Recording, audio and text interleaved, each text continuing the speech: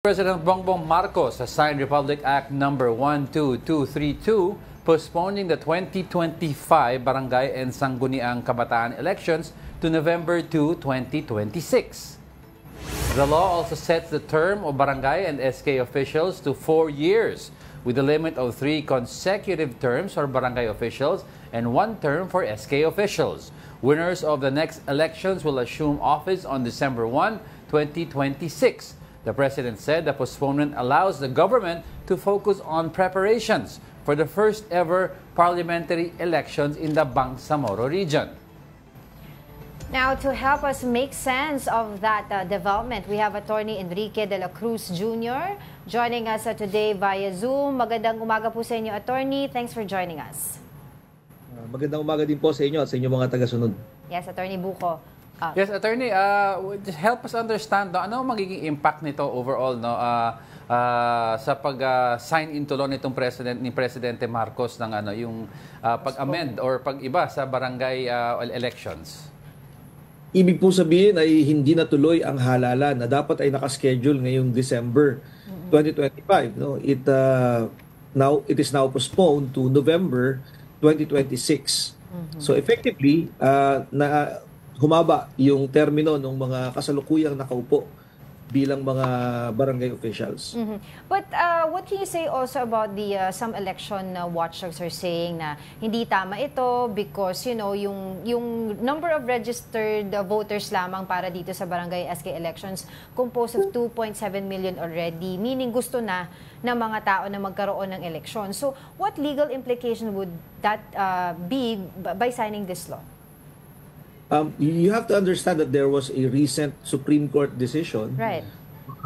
Previously, I think a year ago, the Supreme Court nullified a previously passed law which postponed the previous barangay election. Sinabi ng Korte Suprema sa desisyon na yon na hindi basta-basta pwedeng i-extend. No, hindi po pwedeng arbitrary ang pag-extend ng termino ng mga barangay. Meron silang binigay na pamantayan. The Supreme Court laid down several guidelines. And whether or not the new law is valid or not, or constitutional or not, will depend on how the Supreme Court will assess whether this law complies with the guidelines set by the Supreme Court in the previous decision. Attorney, yung itong law na dato signed, no, may mga, I can't quite remember it, pero may mga nagsasabi, may sinasagasaan daw siyang current provision sa loob ng Constitution if the Supreme Court were to interpret it as such? Hindi naman po. Wala naman pong specific provision. No? Dahil sa Constitution po nakalagay, may term limit lahat ng official ng local government except barangay. So, ibig sabihin, every 3 years, dapat nag-election tayo sa mayor, vice mayor, konsihal, governor. Pero nakalagay sa Constitution, except the barangay. So, yung sa barangay kasi, subject to law. Yes. So, siyang i-postpone ng Kongreso. Kaya lang, nagbigay ngayon ang Supreme Court ng guidelines. Dahil sabi nila, naging arbitrary na. Kahit na voters fatigue ang katwiran, pinayagan ng Kongreso.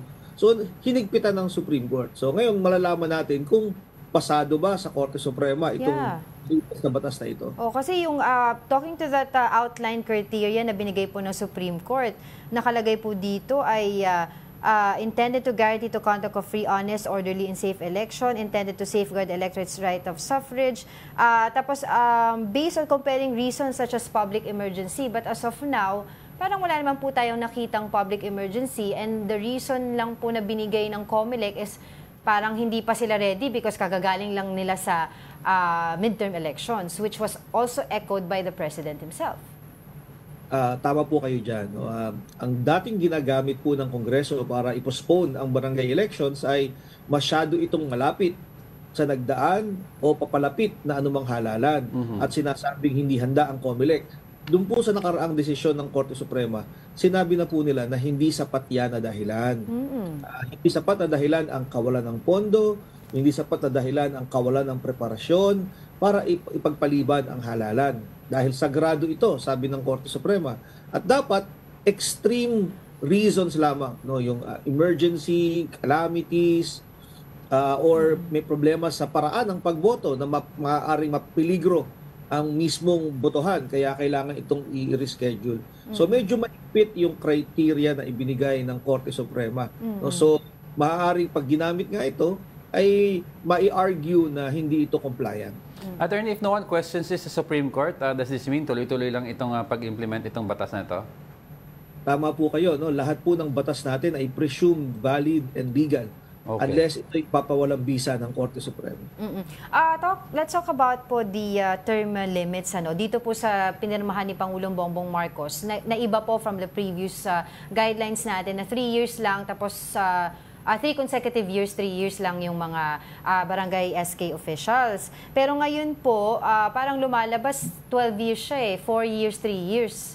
3 years consecutive terms. Meron po bang potential risk or benefits na makikita po natin from extending the term limits of these officials? Well, meron talaga siyang advantage doon sa mga incumbent, no? Dahil na-extend sila. Dapat 3 years lang sila. Naging 4 years for this term. No? Kasi hahaba ng 1 taon yung kanilang kasalukuyang termino.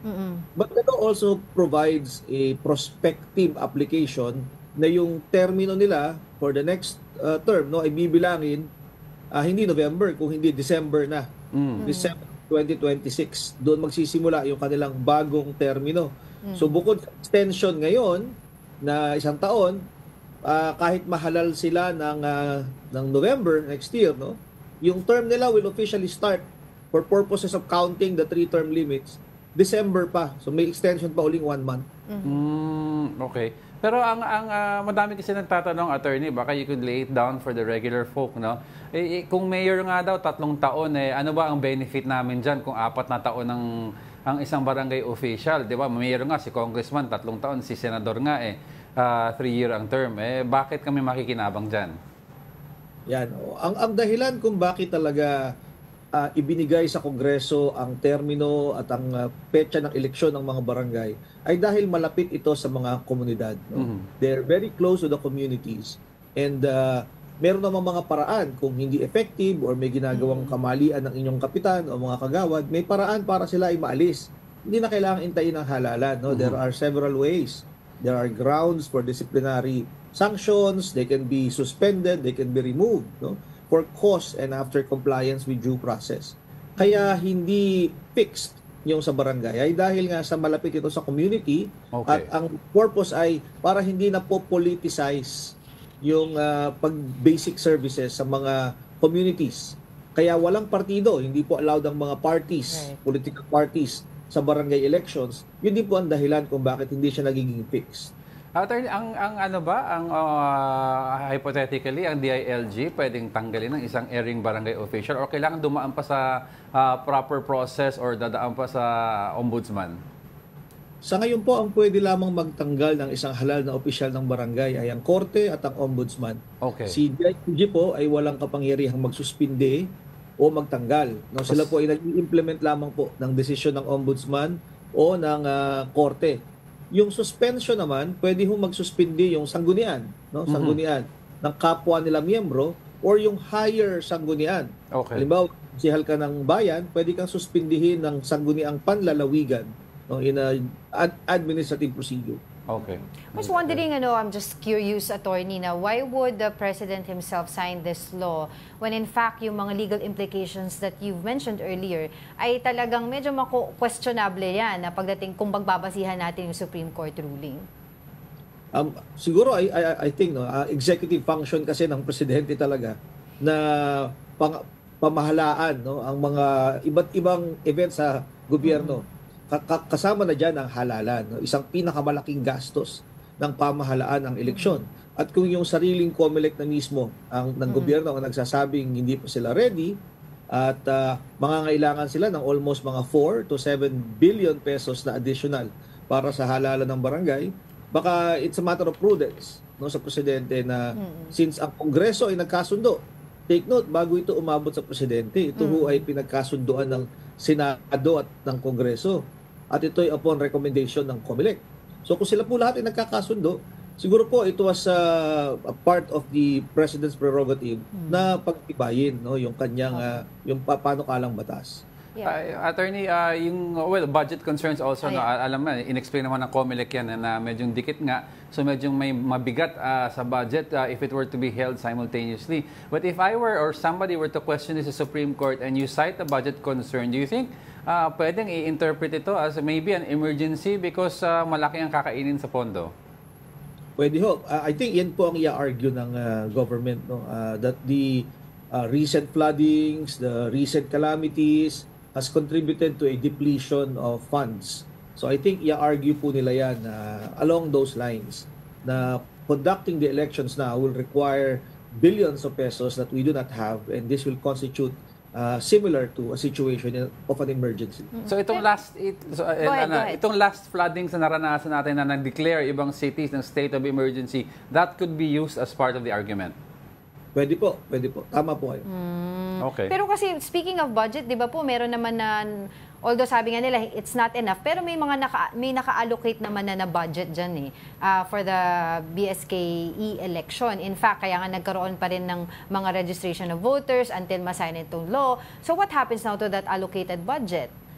Okay. You have to understand na hindi porket naka-allocate, it is already available. Right. Yung pera po kasi pagka in-allocate natin, last year pa yon, no? Last year pa nila pinaghandaan yung election. Pero yung pera hindi naman dumarating ng January.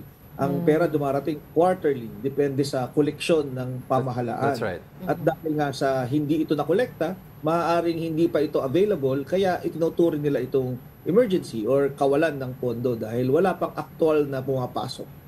In other words, attorney, para maintindihan lang ng iba, no, parang during the time na may calamity, syempre madaming nawala ng source of income, hindi nakapag, yung karampatan, taxes, hindi maibibigay dahil wala naman akong kinita. So, yan ang basis, yan ang argument ng pwedeng gamitin, the reason for moving it from this year to the next year.